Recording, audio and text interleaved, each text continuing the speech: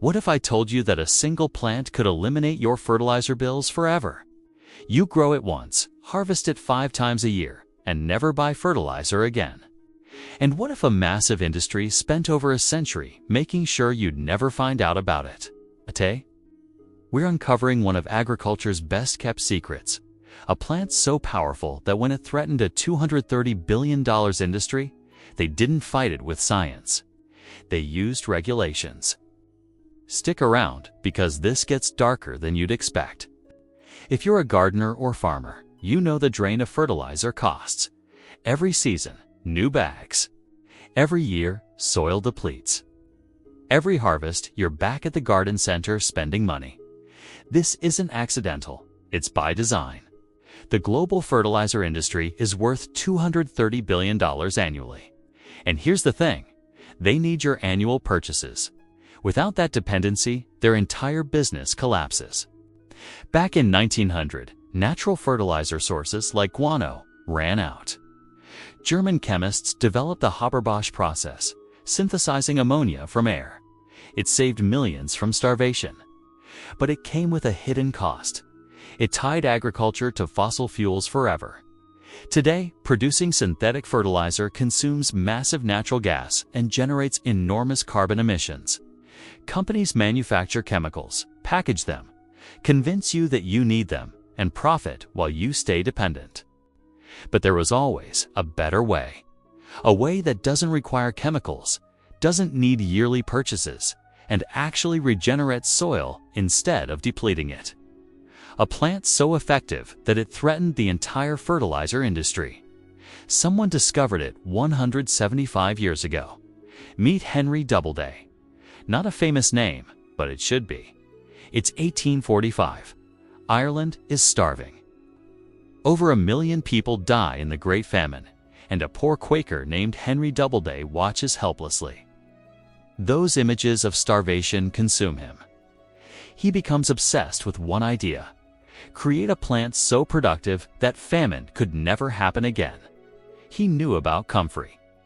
The ancient Greeks used it for broken bones. The name literally means to make grow together. But no one had explored its agricultural potential. In the 1850s, Doubleday reached out to the Russian Imperial Palace requesting a specific comfrey variety. But fate intervened. The plants he received weren't what he ordered. They were an accidental F1 hybrid, something special that exhibits genetic vigor neither parent alone possessed. He'd just received something revolutionary. For 30 years, Doubleday dedicated himself to studying this plant. He measured yields, he tested cultivation, he documented nutrition. He achieved what should have been impossible: 100 tons per acre on poor soil. Harvested 5 times yearly, requiring no fertilizer, no irrigation, no replanting for 20 years straight. He spent his entire life pursuing this. He died at 92, still poor, still devoted to feeding the world. Then tragedy struck. His family burned all his notes. 30 years of research. Gone. All of it. It set agriculture back decades. In 1948, a young horticulturist named Lawrence Hills discovered Doubleday's forgotten story and decided to finish what he started. Hills founded the Henry Doubleday Research Association. His mission: find every comfrey strain, grow them side by side, and recreate what fire had destroyed. For over a decade, he tested dozens of varieties.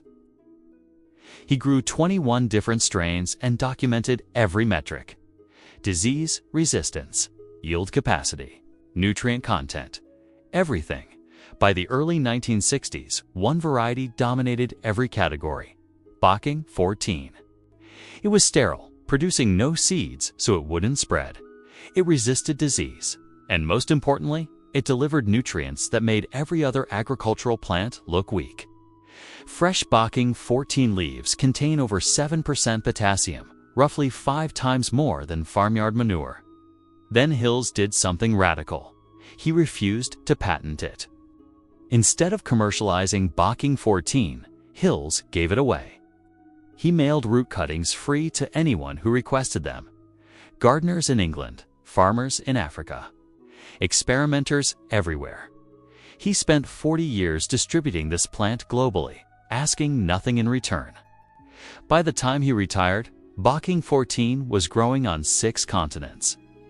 Hills understood something fundamental. For this plant to survive, it had to be impossible to monopolize. It had to be decentralized, had to be free. Here's why Bocking 14 is extraordinary.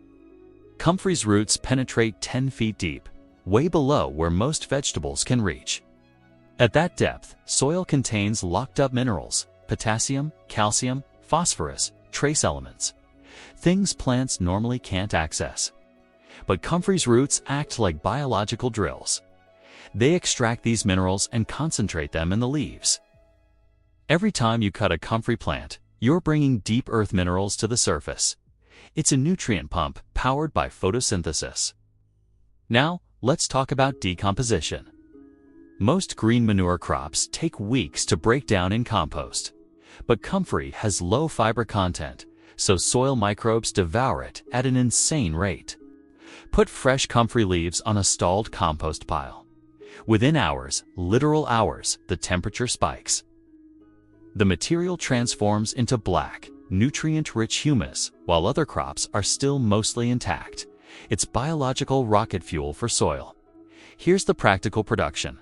Cut the plant when it reaches 2 feet. In exactly 4 weeks, it regrows. You can do this 5 times per season.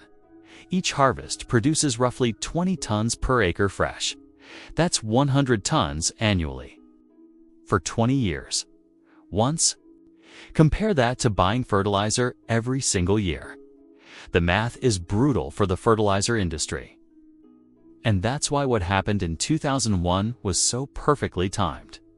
By the 1990s, comfrey was growing quietly in gardens worldwide. Not mainstream, but quietly thriving in the hands of gardeners who understood its value. Then, on July 6, 2001, the FDA issued an official warning. They advised manufacturers to remove comfrey dietary supplements from the market. The concern: comfrey roots contain pyrrolizidine alkaloids, compounds that can cause liver damage when ingested internally in large quantities over extended periods. The science was legitimate. If you consume comfrey root tea regularly for years, there's genuine liver risk. The FDA was right to be cautious about internal supplements, but here's what happened next. The headlines didn't make distinctions. News outlets reported, "Comfrey banned as toxic plant." Garden centers saw toxic. They stopped stocking it entirely. Nurseries refused to carry it. The public heard liver damage and assumed the plant was dangerous to touch. No one explained that using comfrey as fertilizer poses zero risk to humans. No one explained that soil microbes break down alkaloids, rendering them inert. No one explained that you don't ingest the plant, you grow it as fertilizer. The distinction between comfrey supplements are dangerous internally and comfrey fertilizer is completely safe was lost. And that loss was perfectly convenient.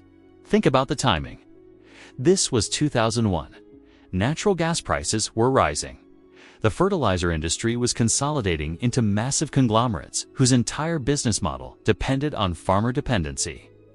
And suddenly, the one plant offering permanent independence was declared too dangerous to sell. Within 5 years, comfrey vanished from mainstream gardening. The plant Lawrence Hills spent 40 years promoting disappeared. Root cuttings went underground, passed between gardeners like contraband. I'm not saying the FDA conspired with the fertilizer industry. Bureaucracies are complex. But the timing was remarkably convenient for an industry facing a genuine threat. So did comfrey actually disappear? No, it's underground, literally and metaphorically.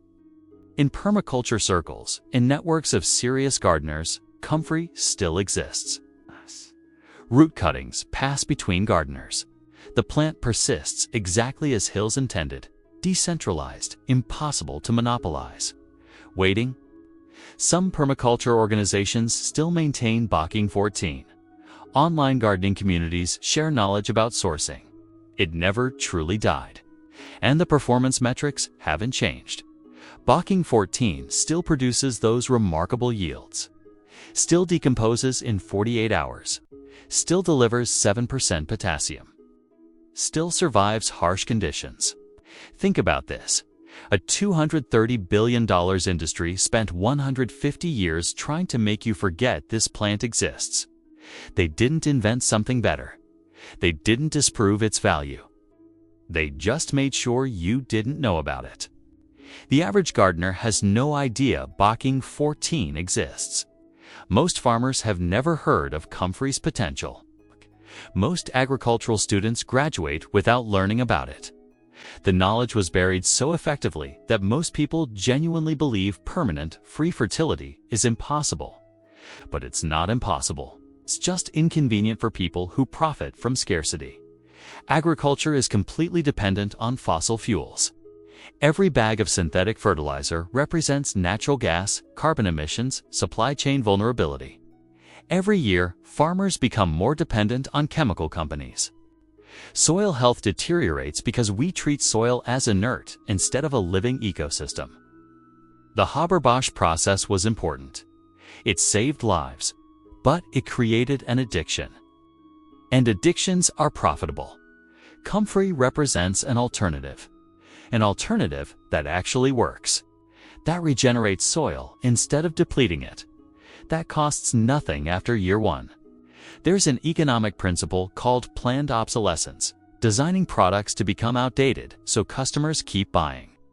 The fertilizer system isn't designed this way by accident. It's deliberate. You must buy every year. The plant must always be dependent. Comfrey breaks that model completely. You plant it once. It produces for 20 years. No annual purchases. No dependency, freedom. And that's terrifying if you're running $230 billion Australian dollars industry. What gets suppressed isn't always suppressed through conspiracy. Sometimes it's suppressed through regulatory confusion, through headlines that don't make distinctions, through the simple fact that once something is banned, even if banned for a specific use, it's hard to rehabilitate its reputation. So here's what we've learned. A plant exists that provides free fertility for 20 years. It was discovered 175 years ago. It was perfected 60 years ago. It was made unavailable 20 years ago, right when the fertilizer industry needed to protect its market most. Henry Doubleday saw starvation. He spent his life searching for abundance. Lawrence Hills continued his work and gave it away free. Both men understood something fundamental. Some knowledge can't become a profit center. Some things have to be free. The plant is still waiting. Bocking 14 is still viable, still productive. The only thing that's changed is that fewer people know about it. The real question isn't whether this plant works. The real question is, what other plants? What other solutions? What other alternatives to systems we're dependent on are we not hearing about? If you found this valuable, subscribe and hit like. It helps push this information to people who might actually want to grow their own fertility instead of buying it. Thanks for watching. Plant something useful.